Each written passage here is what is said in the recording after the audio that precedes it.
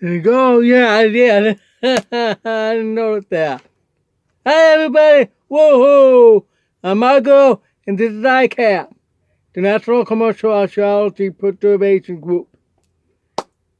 Commercial history and news. Alright. We've been talking about each day, different brands, different segments. Let's talk about that brand card. Oh, there was a lot of them. I back home Syracuse, it's like over 200 different manufacturers. 200. It's about 1/4 now, roughly. Let's start with some. Even from my hometown, Franklin. My grandfather used to work for them briefly. Franklin Automobile, it's free air engine. It's interesting because Franklin became known because when it was sold, President Tucker bought the engine for his cars. It worked beautifully. It's a good engine. Tucker's with the other brand. That a lot of manufacturers, especially the big three, didn't want him to become the powerhouse because he was way ahead of time with a lot of innovations and inventions that would have make the big three gone. Matter of fact, yeah. But they did their dirty work, got the government involved, so Tucker didn't get along to make his cars continue to this day. If they didn't, it would have been #1 today. Tucker. Now all the manufacturers have to make it like what Tucker did. The belt and it kept running, low hung with overhead over the greenhouse. The glass. That's what it's called. The diner term. I'm sorry, I'm the diner. Let's move on. Speaking of the big three, some of their division were gone. They were car manufacturers before they were bought out. Chrysler, it's only one model left. They absorbed them. Only one. Only one model.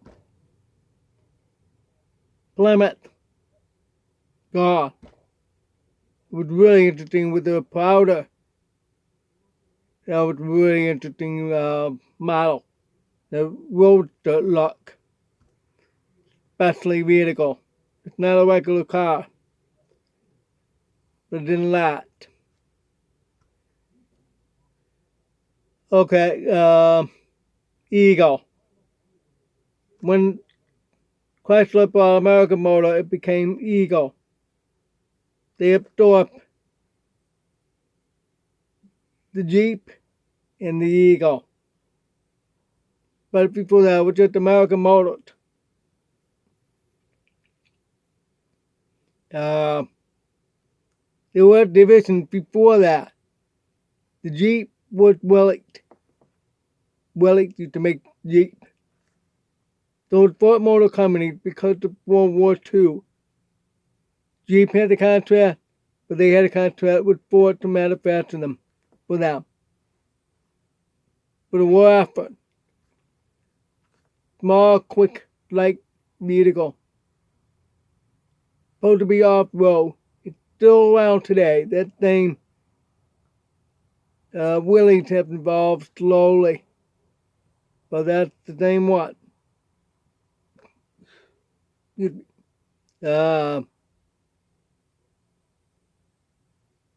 Hudson Natch. Studebaker. They were all American brands back in the mid-century when they were gone. Let's see. Bonneville. It's way back. Now let's get to the other big two. Ford and General Motors, they have the division that they were cars by itself. when they brought them out. Mercury. Mercury cars were around right up to 1990, something like that, I think. It ended with that unique headlight all the way around, wrap around. I love that. And they're stable. And other Mercury models. It's really basically the same with Ford and Lincoln, which they both are still operational today. Ford cars. Only one model left, the Mustang. The rest are all truck and Ford utility. And it's some electric. Now let's go on to the General Motors. That's the top of the big three of U.S. Used to be of the world, not anymore. Toyota's number one now. General Motors had many divisions, probably as many as 10. They still have Chevrolet, GMC, Buick, and Cadillac. Those 4 divisions. Each have Saturn.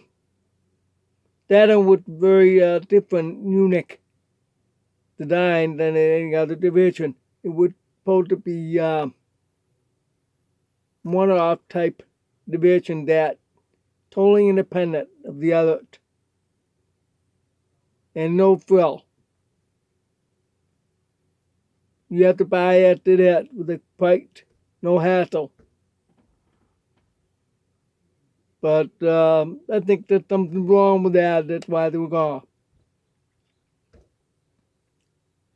Remember the Ford still out. That's still too. Hummer. The Bruce gas got they brought it off from General Dynamics to make the Hummer. Now they don't make the Hummer like that anymore. They make,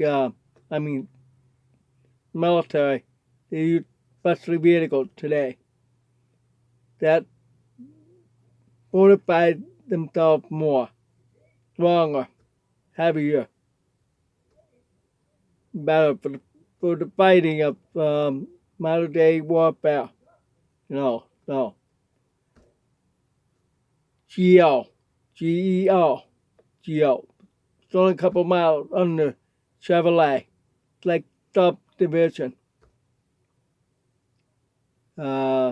Usually like 3 tons. They're really small. The size of a snowmobile, to be honest with you. Today's snowmobiles are huge. They'll go as long as 160 inches now for a snowmobile, for goodness sake. Automobile. It was the first automobile company, then Chevrolet, General Motors stopped making that. It's a huge mistake. I understand why, because that's similar class to falling between Pontiac and Buick. Somewhere around there, close to Buick. So they didn't want to duplicate. Thick. But that's 10. I told you. Pontiac. Pontiac was very much of an excitement type of vehicle. You look like it for a younger crowd. Get all that Firebird, Trans Am, Thunderbird, Grand Prix. Those type of vehicles are really for high performance. They're the performance company. Although Chevrolet is supposed to be, but Chevrolet today is geared for economical. Corvette shouldn't have been there. Should have been in the Pontiac. The Pontiac Corvette. Should have been. It would have saved them.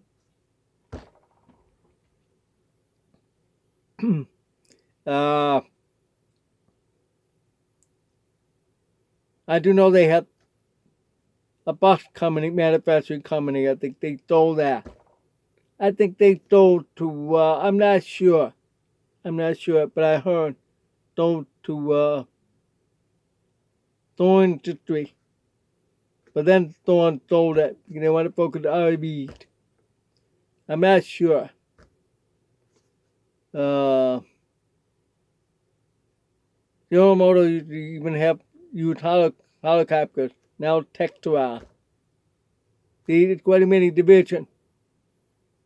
Die Hard brand as well. Batteries and things like that. Alright, let's go on to the other division in companies. Daikai. Toyota tried to start a car division for very young people in their 20s, late teens and 20s, maybe 30s. But they got the whole marking wrong. I met the vice president of marketing of Toyota, and she's Asian yet. I remember her at the design forum. She was one of the speakers talking about that new division. It's designed for young people with sports cars and factory cars. Factory cars like very Japanese theme.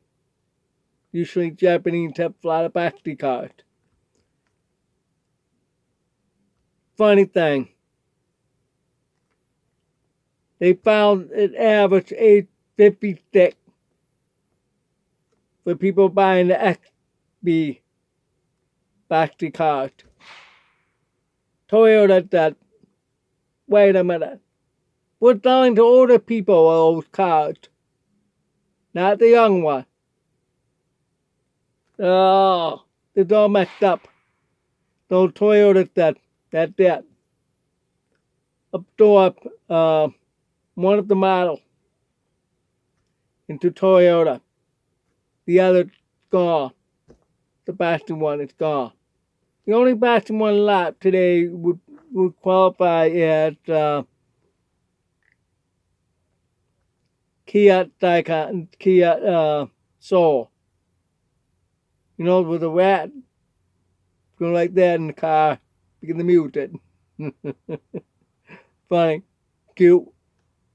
That's the only one today. Older people like that with big window.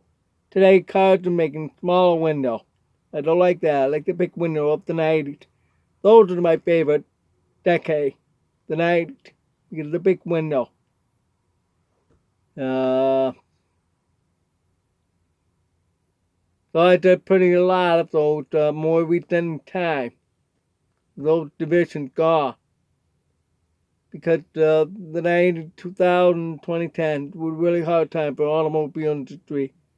First was between 1900 and 1930 because of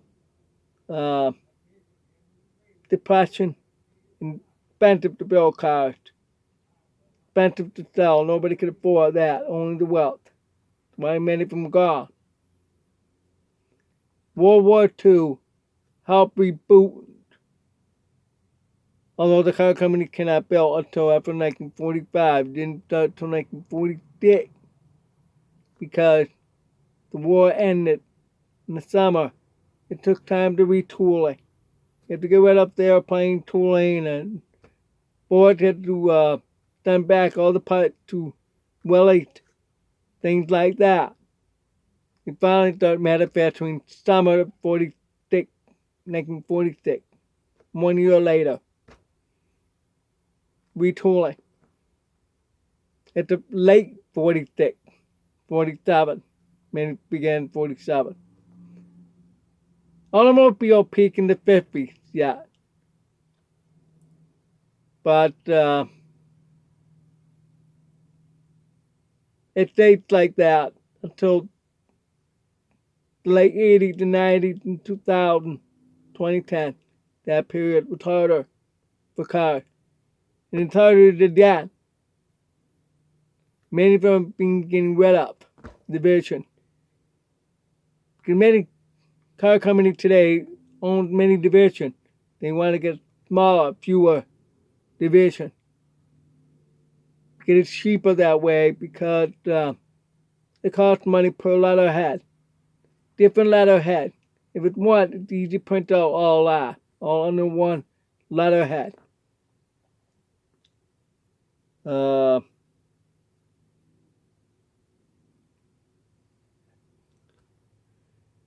So there you have it. Let me see your time to now. 15 minutes. So I said a lot of them. There's still a lot more automobiles way back then.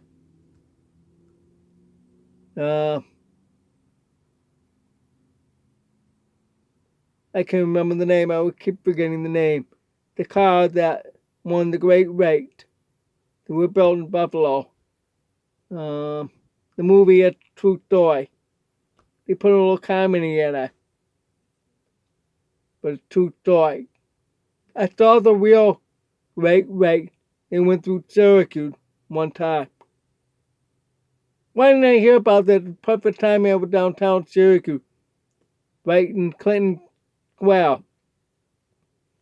You see all the checkered flags and everything. You see the old cars with those goggles and everything. Oh man, did I time travel?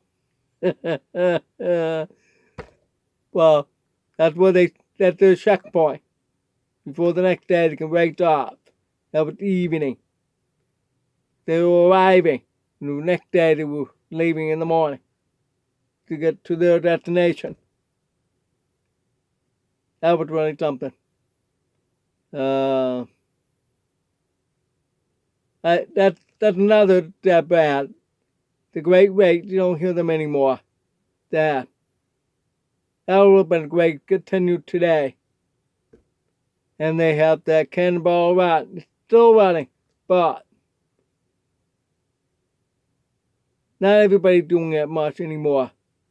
Very expensive, it's very dangerous, it's very difficult. You have to beat the previous racer score.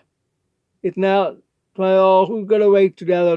That's the way it was back then. Now, one by one. The last time was 5 years ago that everybody heard it was controversy because it was COVID. You cannot rate. According to Cannonball Run racers. People, they saying that, oh no, you can't do that because everybody was off the road because of COVID. And less police around. It's cheating. You have to do it when normal traffic. They're the ones that disqualify. 2 years later, somebody else did it and did break the record. So that's good. It's averaging about 175 miles an hour. From New York to California. That's the same way as the Great Race. You have to go through the same way. That's not easy. You can go only 2 different ways around the mountain. But one is more strict. It's down south than up north. What I was told. Now with drones, it really helped. With drones, that helped the racers. But the Great Race was really unique. Only used old cars of the 1900s. Refurbished. Now you can't get a hand on Chitty Bang Bang. That's like about 20 different cars built. A little different. Some people did it by themselves to rebuild. Because they're fans of the movie. Donnie Dick Van Dyke. The studio owns one. And it's in the museum right now. For people to see it. I saw Chitty Bang Bang. Yep.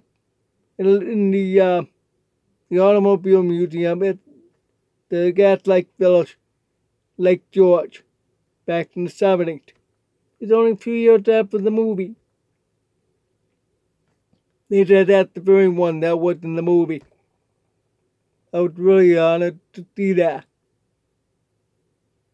Well, it's time for me to go. I can't say the song. I want to say the song because it's copyrighted. Now I'm singing that song in my head of that movie, Shitty Bang Bang. See you all.